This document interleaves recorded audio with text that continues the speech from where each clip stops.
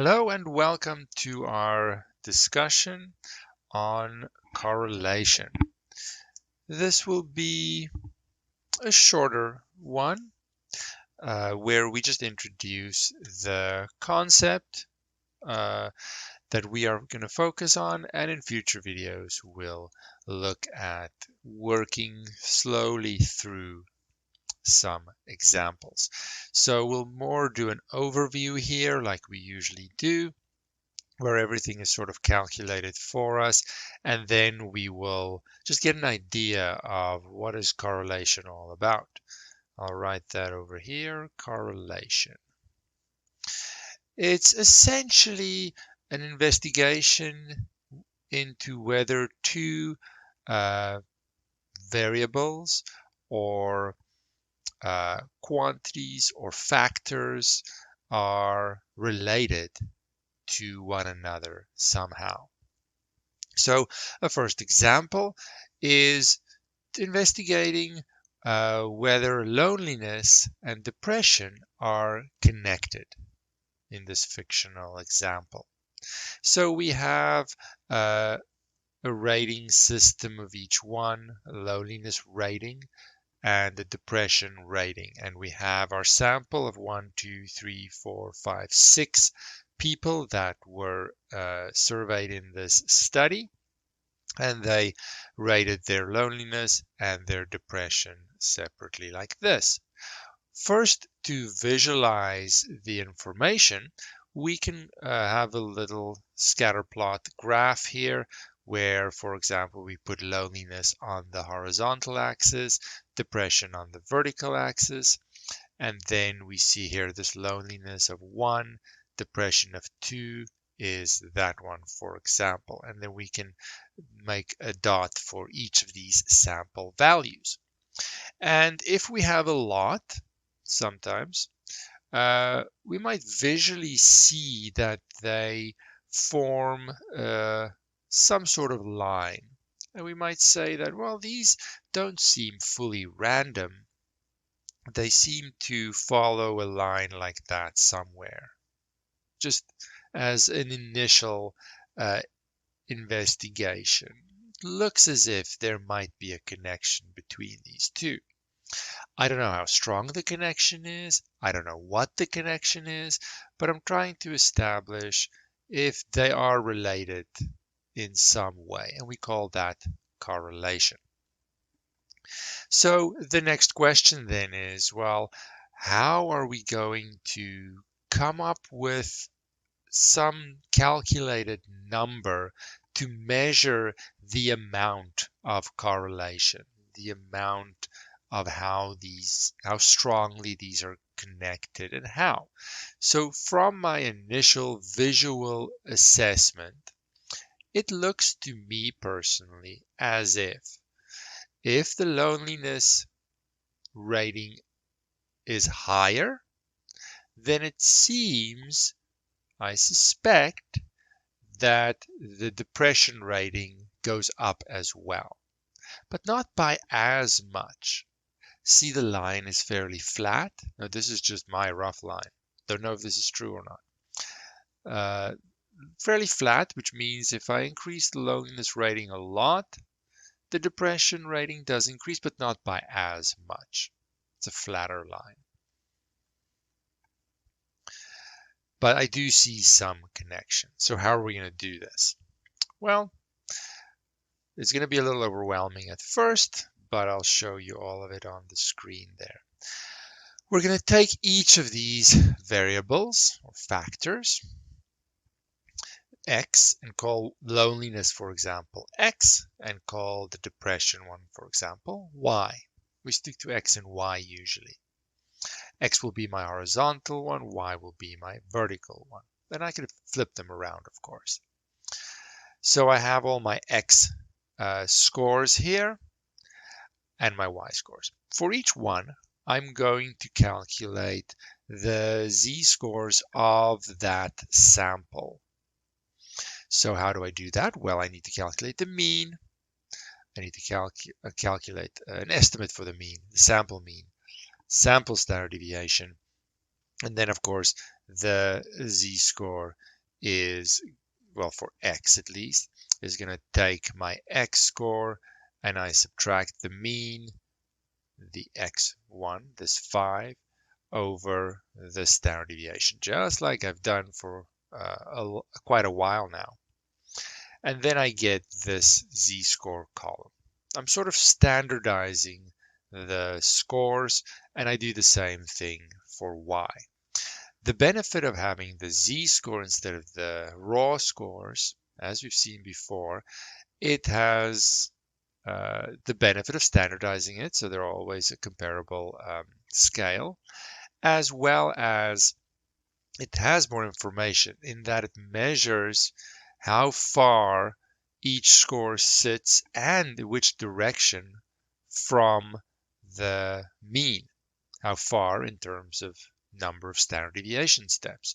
So the z-scores have a lot of information in them. What we're then going to do is we're going to, for each pair of x and y values, for each person in the study, we're going to multiply the z-scores together, and then we're going to average that to get our correlation coefficient.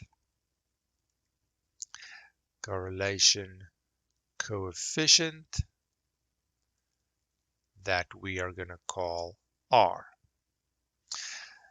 So that is going to be the number that tells us something about that. That's how we're going to measure this correlation concept. Now, multiplying the z-scores together have a certain effect. If both the x and the y scores are high, so on the graph, maybe this guy, right? It has a high score for both.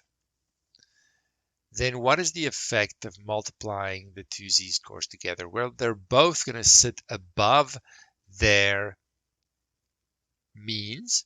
They're both going to be positive, and multiplying them together contributes a positive value to the correlation coefficient.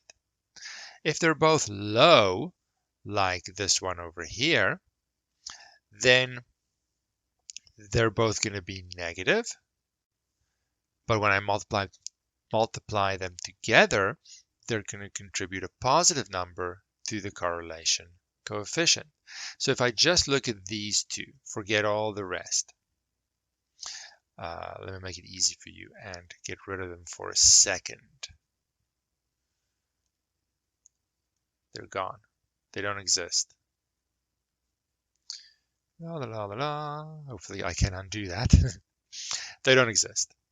Then if I just look at those two, there is this line that goes from the bottom left to the top right, and we're going to call that type of correlation a positive correlation, because both of these pairs of values will contribute a positive amount to the correlation coefficient.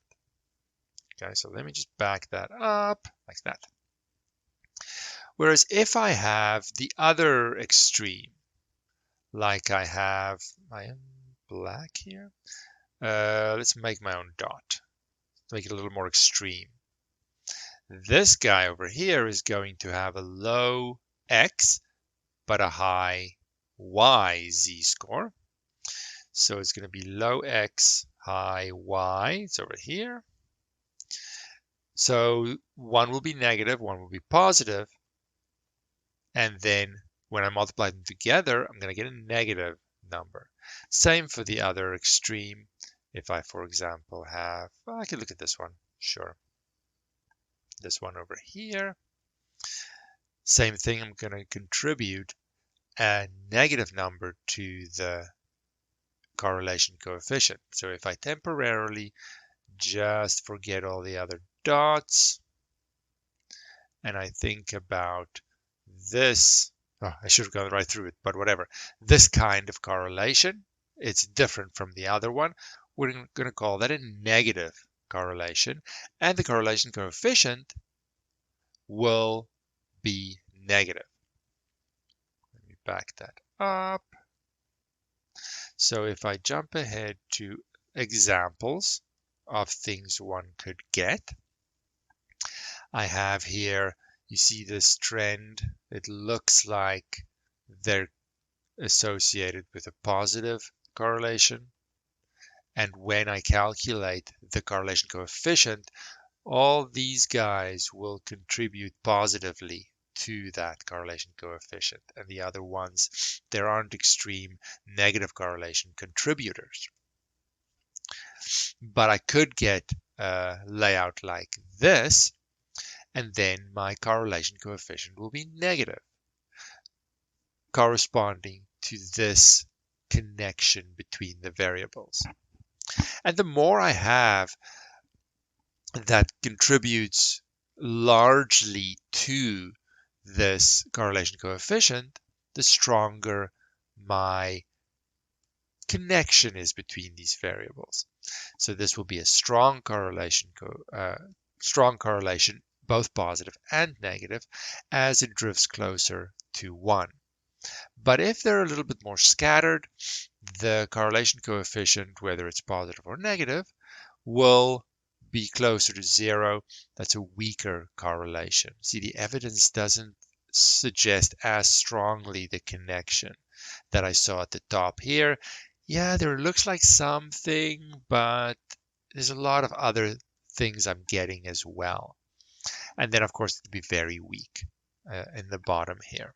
So regardless, the correlation coefficient is a measure of how strongly, if at all, these two variables are related to each other. So in this case, I get a correlation coefficient positive of 0.73. So we say there's a positive correlation between these two, and it is fairly strong. Let's look at, that was my slide there. Let's look at another example just to go through how it's calculated, and it's really not hard at all based on what we've done before. So here we ask, is there a relationship between the love felt towards one's partner and the amount of conflict with that partner? So I have 1, 2, 3, 4, 5, 6, 7 people that I've surveyed, fictional of course, and they rate their love and their conflict shown here. I can graph it to get an idea visually. What do I think? It looks to me like a negative correlation. I don't know how strong it is. That's why we calculate the correlation coefficient. So we have the two variables separately, calculating their z-scores. Very familiar. Go way back to the first few topics, and that's where we are getting how to do that. And then we multiply them. We call them cross products. Some of them are positive, some of them are negative. And you see here we get a negative correlation coefficient, negative 0.64. So it's not very clear here, negative. So it's definitely confirms the negative correlation that I saw there. It's not very close to 1, but it's certainly not weak, maybe medium to strong. And of course, these classifications, when do we use the word strong, weak, medium correlation? It's a little bit subjective for sure. Let me just see what the next slide is. So just an overview for how I do this. I hope you agree at this stage in our journey. It's not super complicated. I want to change all the scores for the variables to z-scores, keeping them separate. Then the cross product for each pair, each person. And then I add them up, divide by how many there are, just a simple average, and that'll be my correlation coefficient. So how do I interpret this? Interpretation of R. Now, probably more than one way, but a way that you might see come up in research papers is by way of squaring the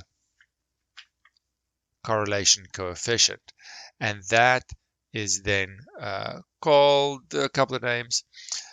I'll call it the proportion of variance or variation. It doesn't matter. Accounted for. What does that mean? That means that if I think about the first example, what did I measure there? Loneliness versus depression. My R is 0.73. Just as an example here, 0.73. Now, of course, loneliness and depression, according to this, seem to be related to each other. But of course, they're related to other things as well. Other things could affect depression, maybe your financial situation. Other things could be affecting loneliness and therefore affecting the relationship between these two as well. If I calculate R squared, let's quickly do that. See if it wants to pop up in my Discord messages. Doesn't always, but let me calculate it. So it's 0.73 squared. We get 0.5329. This tells me, if I convert that to a percentage, 53.29% of one variable is, how should I say, what's the best words here? Let's use depression, for example. 53% of the variance in depression scores is accounted for due to loneliness. Let's say it like that. So one way that I could interpret this, of course I can flip it around, approximately 53.29% of the variation in depression. I'm going to run out of space here, so I'll say here depression scores is accounted for due to loneliness, let's say. Not the best explanation, not the best wording here, but you get the idea. Can I spell properly? Thank you. So other things could be affecting depression, but 53% roughly of the depression score seem to be coming from loneliness in some way. Okay, so that's a nice, good, handy interpretation of the correlation coefficient. Of course, I don't know exactly how these things are related. And there's one danger trap that we can easily fall into. Go to my slide here. Oh, let's not do that just yet. No, here. In that, I'll write it first, and then we'll look at the slide. Correlation. My writing is just amazing right now. Does not, let's say, imply causation. What does that mean? It means that if there is a correlation between two variables, it does not mean one causes the other. It could, but it doesn't necessarily mean that. All I'm saying is that, all the evidence is saying is that there is a connection. It does not say what that connection is. For example, here's an example. where we are investigating exciting activities, or the rating of how often a couple undertakes exciting activities, and then rating their marital satisfaction. It could be that exciting activities has a direct effect on marital satisfaction. It could be the other way around. If there's a correlation, marital satisfaction could could cause a higher rating in exciting activities. It could be neither one of these. It could be there is a third variable that affects both of these. And through that variable, we get a correlation between those two bottom variables. We don't know. So it's very tempting and dangerous to do a correlation investigation and then interpret that as one causing the other. We don't want to do that. All correlation is saying that they are connected in some way. We don't know if it's direct, which direction, or via some third variable that we might not realize. Okay, so that is one very important thing. The other is, if I think about this, before I show that slide, I'm so tempted for that slide. Let's just think about this. What we have here in our first example is a sample from the underlying population of people with loneliness scores and depression scores. There are many, many more dots. These are just a sample of 6 of those. And if you take a different sample, you'll get a different correlation coefficient. So this correlation coefficient is really a statistic. It's an approximation of the true population correlation coefficient. So this approximates the population correlation coefficient, which we'll call rho. Oops, I can't see that. Move it a little bit. Just like any other sample, it estimates something about the underlying larger population. And there is natural variation in my small sample. So we can't say that depression and loneliness are related with the correlation of 0.73, however we want to interpret it with R squared or not. It's an approximation. And because of that, we need to test how strong this evidence is in terms of its representation, its estimation of the true underlying population. So we have a test for the significance of this. Now, luckily, there's good news and bad news. The bad news is it's a new formula. The good news is that this follows a t-distribution again. If we calculate this guy, this follows a t-distribution with the degrees of freedom, the sample size -2, because I have 2 columns, so I can take 1 away on each side. So n -2. So for our example here, we would have degree of freedom 6 minus 2, so 4. I think I'm on this slide. Yes. So we can't take the correlation coefficient as perfect.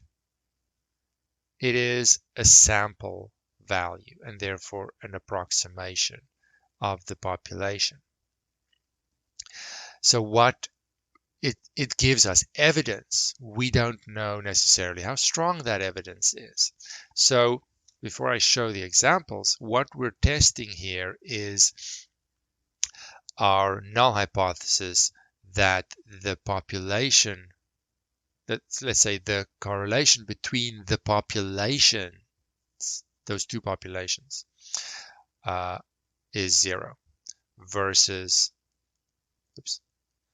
it is not 0. And we're asking, is the evidence in our correlation coefficient R, is it strong enough to suggest that the correlation, the true correlation, is not 0, that these variables are in fact related to each other? Remember, a 0 correlation means they are not related in any way. And the higher I go to 1, the stronger the correlation is. So if I look at my loneliness and depression example, we got our 0.73, if you remember. And again, we'll do this in more detail in upcoming videos. Right now, these calculations are all done for you. 0.73, and we had 6 people in our survey.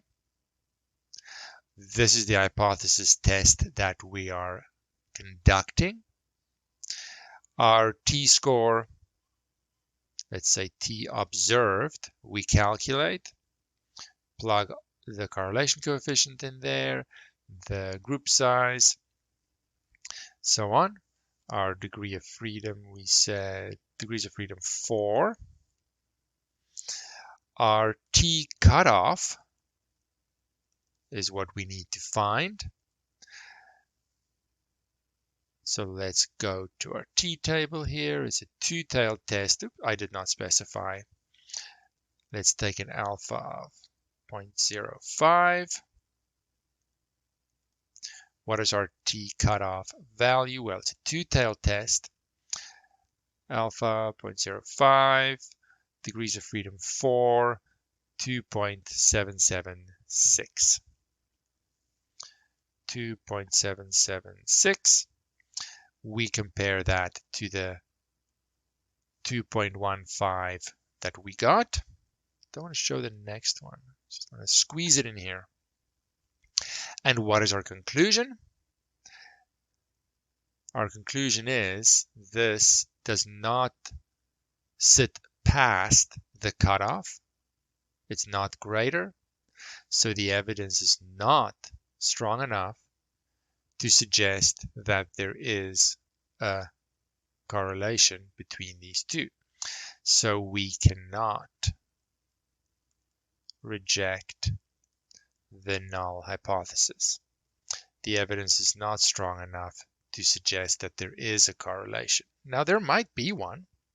We had a small sample, and that sort of plays a role in here. Because small sample, you have a lot more variation, so you could get something that in that sample has a seemingly high strong correlation.